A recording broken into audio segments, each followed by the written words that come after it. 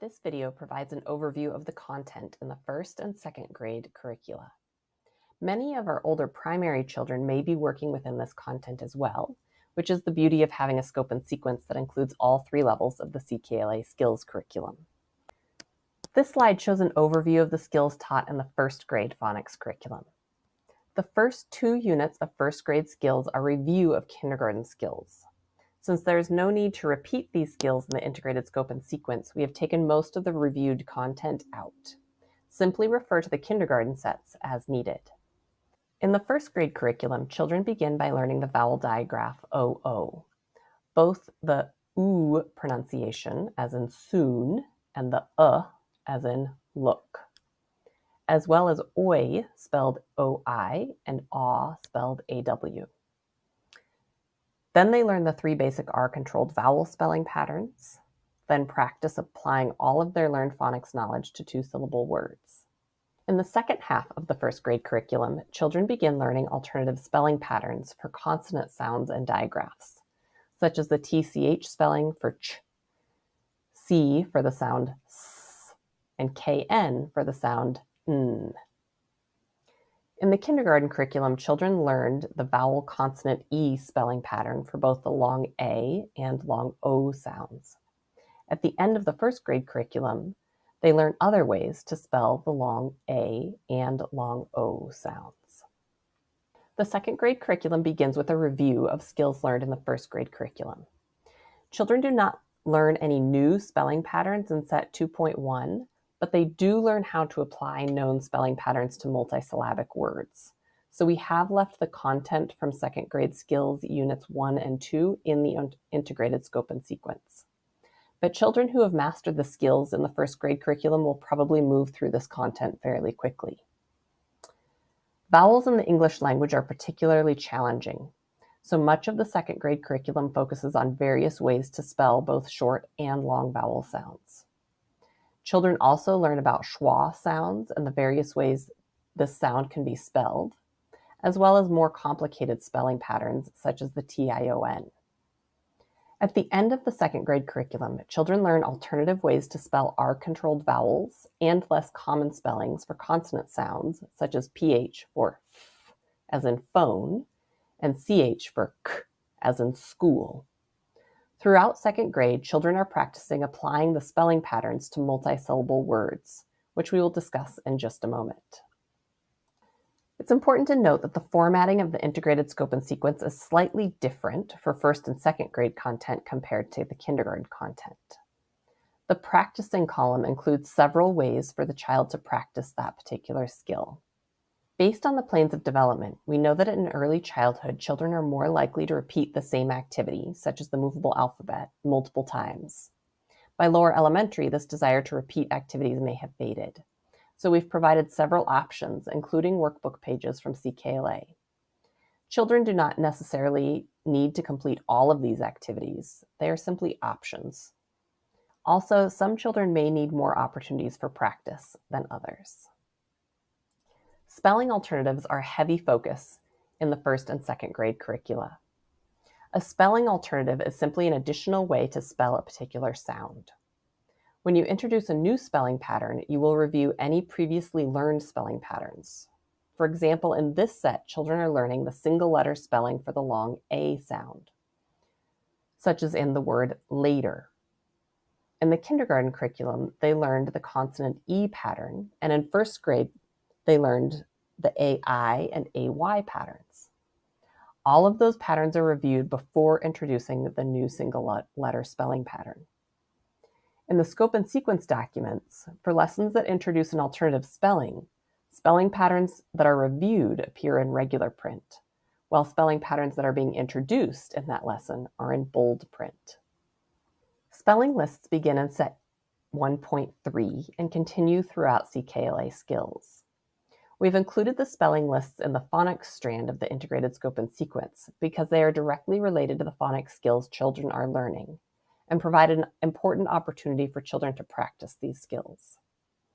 Please note that CKLA has spelling included in the language portion of the lesson plans, in case you are looking for those in the teacher's guides.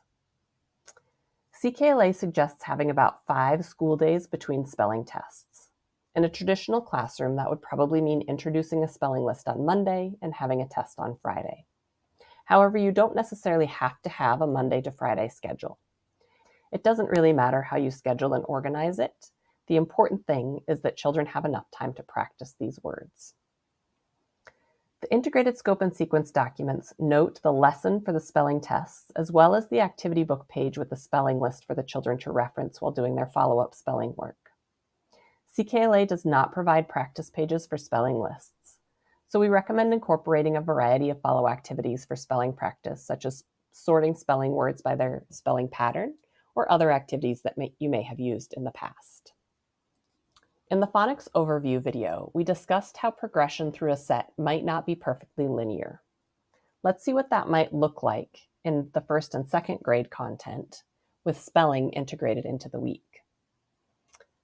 Remember that the practice of chaining, which we will discuss in another video, should happen at least 3 times per week and can be done fairly quickly.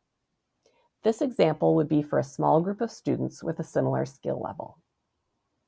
For example, on Monday, we could introduce a spelling list and give children independent follow-up work related to their spelling words. Then on Tuesday, we could teach this phonics lesson about the long A spelling patterns, do some chaining with those spelling patterns, and explain the follow-up work related to the long A spelling pattern. On Wednesday, perhaps we would have a lesson from another strand, such as reading comprehension or language and grammar.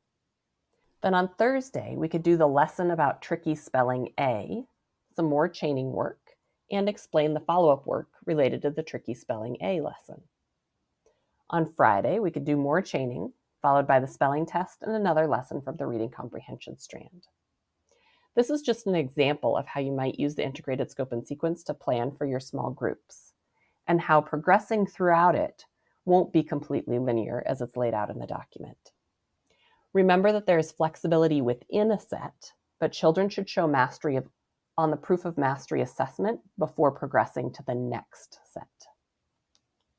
Learning to read multisyllabic words is an important part of the first and second grade content. Depending on who you ask, there are either 6 syllable types or 7. CKLA chooses to use 7 syllable types.